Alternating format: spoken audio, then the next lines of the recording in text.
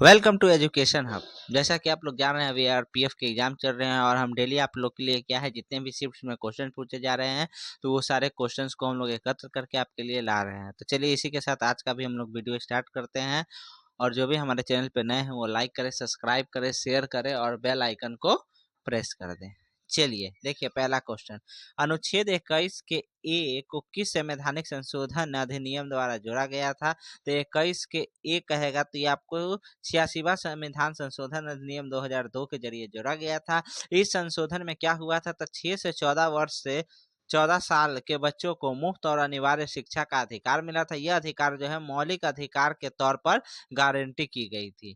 ठीक, नेक्स्ट आते हैं हम लोग द टर्म। देखिए दो आप शब्द का अर्थ क्या होता है? तो दो आप, तो दो आप क्या होता है? तो दो नदियों के बीच की भूमि। यह शब्द क्या है? तो फारसी से लिया गया है। दो आप शब्द का इस्तेमाल खास तौर पर भारतीय उपमहाद्वीपों में होता है। दो नदियों के बीच की भूमि को हम लोग दो आप कहते हैं।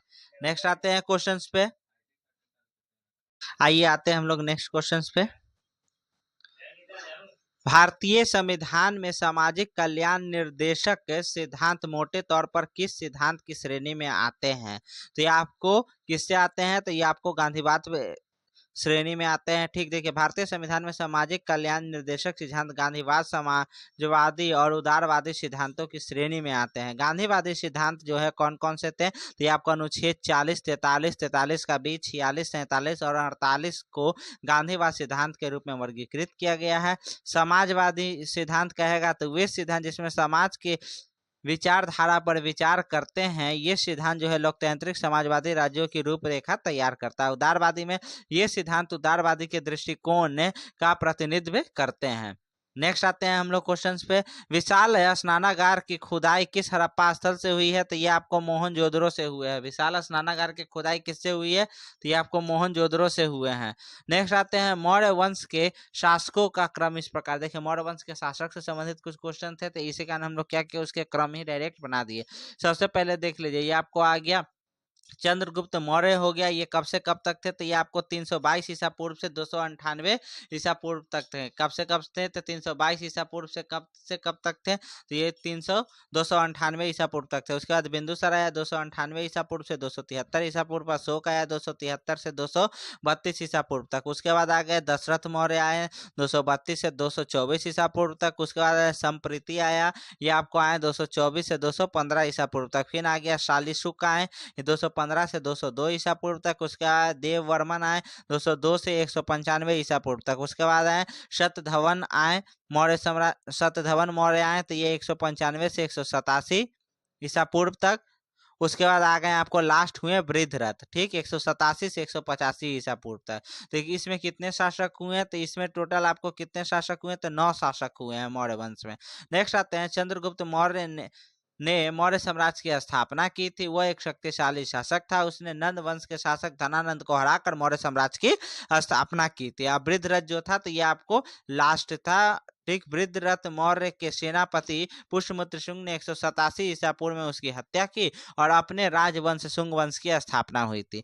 नेक्स्ट आते हैं सोमपेन जनजाति कहाँ पे पाई जाती है? सोमपेन जो है भारत के अंडमान निकोबार द्वीप समूह केंद्र शासित प्रदेशों में पाई जाती है। नेक्स्ट आते हैं हम लोग उड़ीसा के मुख्यमंत्री मोहन चरण मांझी किस पार्टी से संबंधित है? तो ये आपको उड़ीसा के 15वें मुख्यमंत्री हैं। कौन है? तो ये आपको मोहन चरण मांझी हैं और ये जनता पार्टी, भारतीय जनता पार्टी से संबंधित हैं। नेक्स्ट आते हैं क्वेश्चंस पे हम लोग।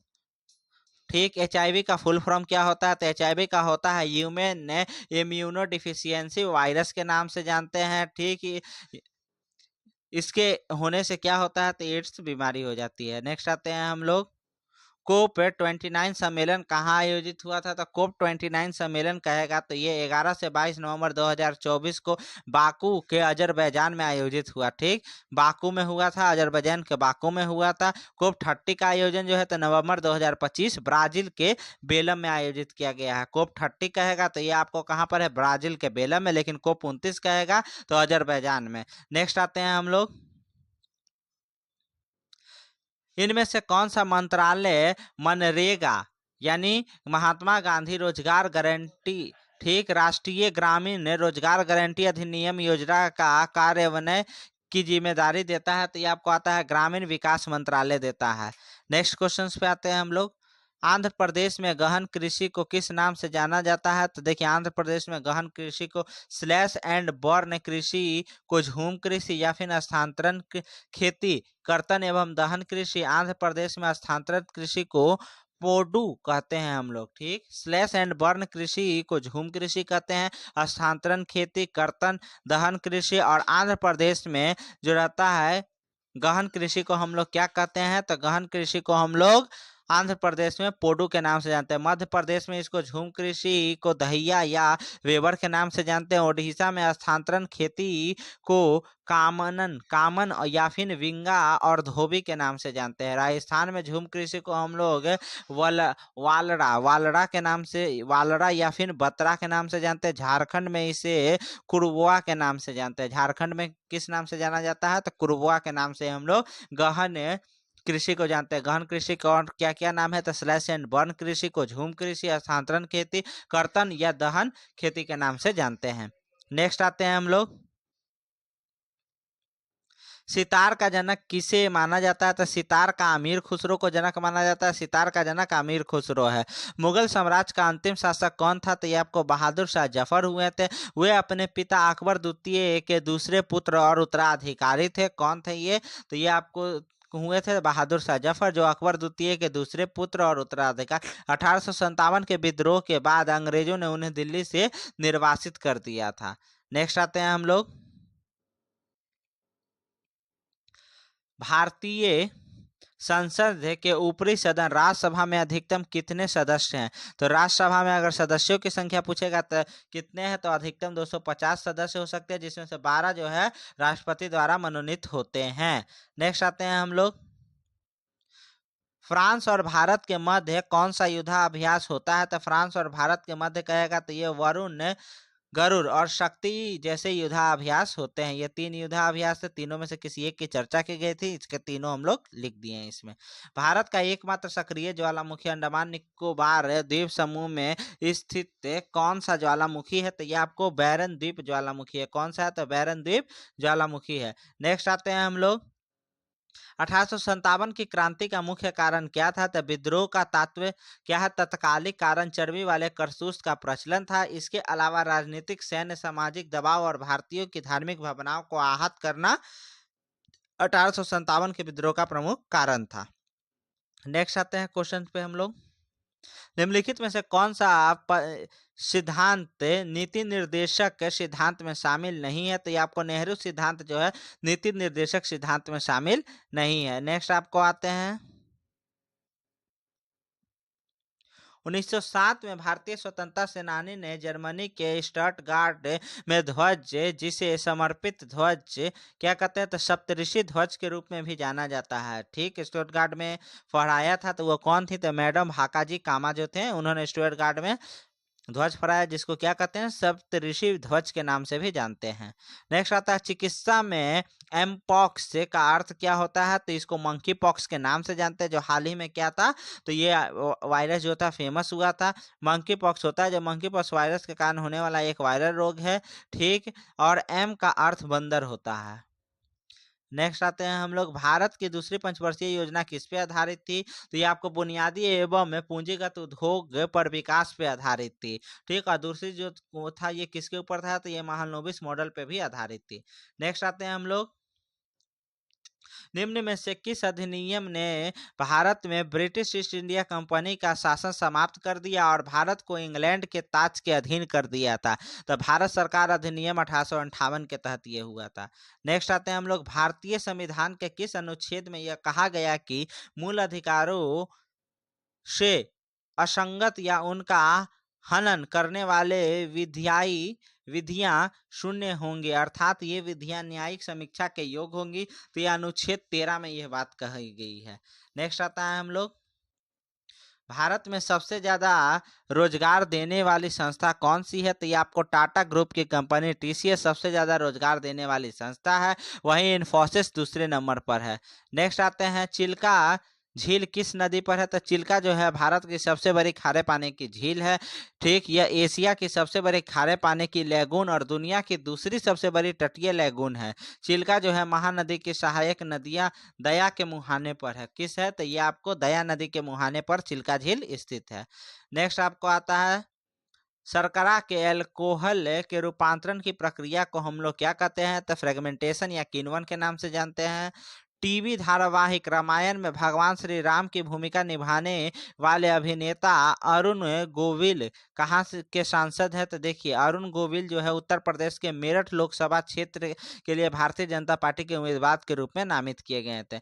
नेक्स्ट आता है, उच्च न्यायालय के मुख्य न्यायाधीश और सुप्रीम कोर्ट के मुख्य न्यायाधीश को उनके पद से कैसे हटाया जाता है? तो इसके लिए संसद के दोनों सदनों द्वारा 2/3 बहुमत से पारित प्रस्ताव की जरूरत होती है। अगर रिपोर्ट को दोनों संसद में 2/3 बहुमत से मंजूरी मिलती है तो महाभियोग प्रस्ताव पारित हो जाता है। ठीक, इसके बाद राष्ट्रपति अपने अधिकार का इस्तेमाल करते हुए मुख्य न्यायाधीश को हटाने का आदेश देते हैं।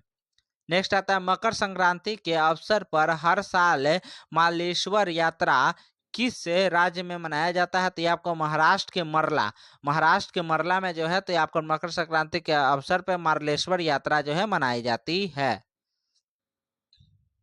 नेक्स्ट आते हैं, शास्त्रीय संगीत में स्वर कितने होते हैं? तो देखिए, शास्त्रीय संगीत में 7 शुद्ध स्वर होते हैं और 5 विकृत स्वर होते हैं। इस तरह कुल मिलाकर 12 स्वर शास्त्रीय संगीत में होते हैं। 7 शुद्ध हो गया और 5 विकृत स्वर होते हैं। नेक्स्ट आता है, त्वरण ज्ञात करने का सूत्र क्या है? तो त्वरण का सूत्र क्या होता है? तो चेंज इन वेलोसिटी बटा टाइम, यानी v माइनस यू बटा टी। इसका इकाई क्या होता है? तो ये आपको होता है मीटर पर सेकेंड स्क्वायर होता है। चलिए नेक्स्ट क्वेश्चन पे आते हैं। संविधान की निम्नलिखित में से किस अनुसूची के अनुसार राज्यसभा में राज्य और केंद्र शासित प्रदेशों को सीटों का आवंटन का प्रावधान है? तो ये आपको किस में है? तो चौथी अनुसूची में दिया गया है। नेक्स्ट आते हैं क्वेश्चंस पे हम लोग। भारत की पहली महिला कैबिनेट मंत्री कौन थी? ठीक, स्वतंत्र भारत की पहली महिला कैबिनेट मंत्री कहेगा। तो देखिए, 15 अगस्त 1947 को गठित जवाहरलाल नेहरू ने पहले मंत्रिमंडल में राजकुमारी अमृता कौर एकमात्र महिला कैबिनेट मंत्री थी। और सुचेता कृपलानी भारत की पहली महिला मुख्यमंत्री थी, जो 1963 में से 1967 तक उत्तर प्रदेश से सरकार की प्रमुख रहीं। और सरोजिनी नायडू भारत की पहली महिला राज्यपाल बनी, जो 1947 से 49 तक आगरा और अवध के संयुक्त प्रांत के राज्यपाल के रूप में कार्य किया था। नेक्स्ट आता है, रबी की फसल की बुआई और कटाई किस महीने में होती है? तो रबी फसल के अगर कहेगा बुआई के बारे में, तो ये आपको कब होता है? तो ये आपको अक्टूबर से दिसंबर में होता है। और कटाई कब होता है? तो अप्रैल से जून के बीच में होती है। रबी फसल ठंडे तापमान में पनपती है। रबी फसल के कुछ उदाहरण है गेहूं, जौ, मटर, चना, सरसों, अलसी और तिलहन, ये सभी हो गए रबी फसल। नेक्स्ट आते हैं हम लोग, निम्न में से कौन सी रचना तुलसीदास के द्वारा नहीं की गई है? तो तुलसीदास द्वारा जो रचना नहीं की गई है वह आपको गीतावली, रामचरितमानस हो गया, जानकी मंगल हो गया, राम ललन नछुअन, हनुमान बाहुक हो गया। ये सभी जो है तो तुलसीदास द्वारा की गई है। नहीं की जाने वाली कौन कौन सा? तो ये सब हो गया। नेक्स्ट आते हैं हम लोग, निम्नलिखित में से राज्यों के गठन का एक आधार कौन सा है? तो राज्यों के गठन का एक आधार भाषा है। भाषाई आधार पर राज्य का गठन किया गया था। नेक्स्ट आते हैं हम लोग, किस पंचवर्षीय योजना का उद्देश्य बुनियादी और भारी उद्योग के विकास को विशेष था? तो द्वितीय पंचवर्षीय योजना का ये था। नेक्स्ट आते हैं हम लोग, ढक्कन का पठार निम्नलिखित में से किस नदी के दक्षिण में स्थित है? तो ढक्कन का पठार एकमात्र त्रिकोणीय भूभाग है जो नर्मदा नदी के दक्षिण में स्थित है। नेक्स्ट आते हैं हम लोग, पारिस्थितिकी तंत्र समिट किन दो देशों के बीच हुआ था? तो भारत और अमेरिका के बीच हुआ था ये समिट।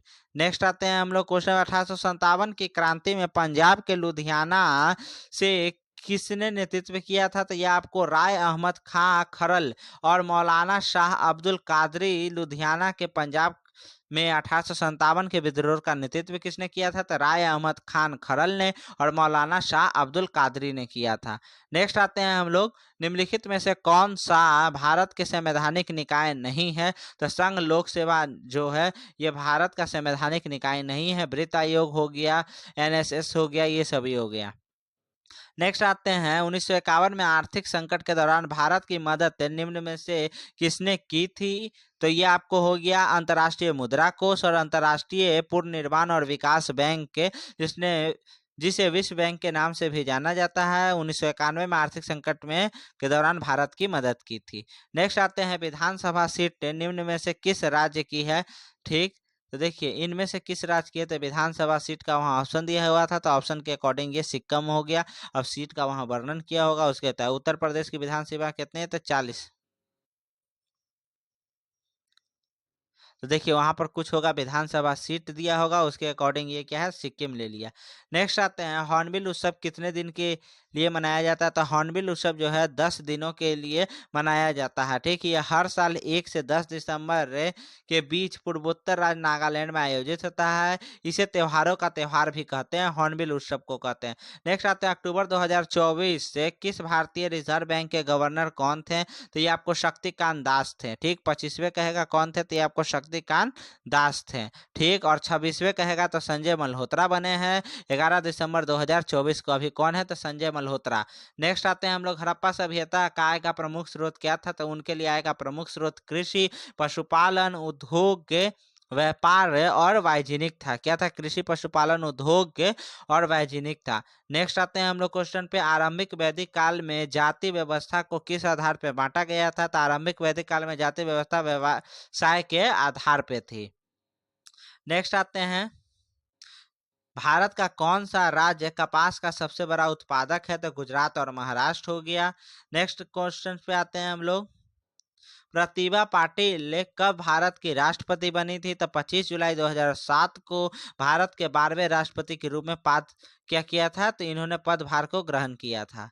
नेक्स्ट आते हैं वेदों की ओर लौटो का नारा किसने दिया था? तो वेदों की ओर लौटो का नारा आर्य समाज के संस्थापक स्वामी दयानंद सरस्वती ने दिया था। उनका जन्म 12 फरवरी 1824 के गुजरात के टंकारा में हुआ था। उनके बचपन का नाम मूल शंकर था। उन्होंने 7 अप्रैल 1875 को बॉम्बे में आर्य समाज की स्थापना किया था।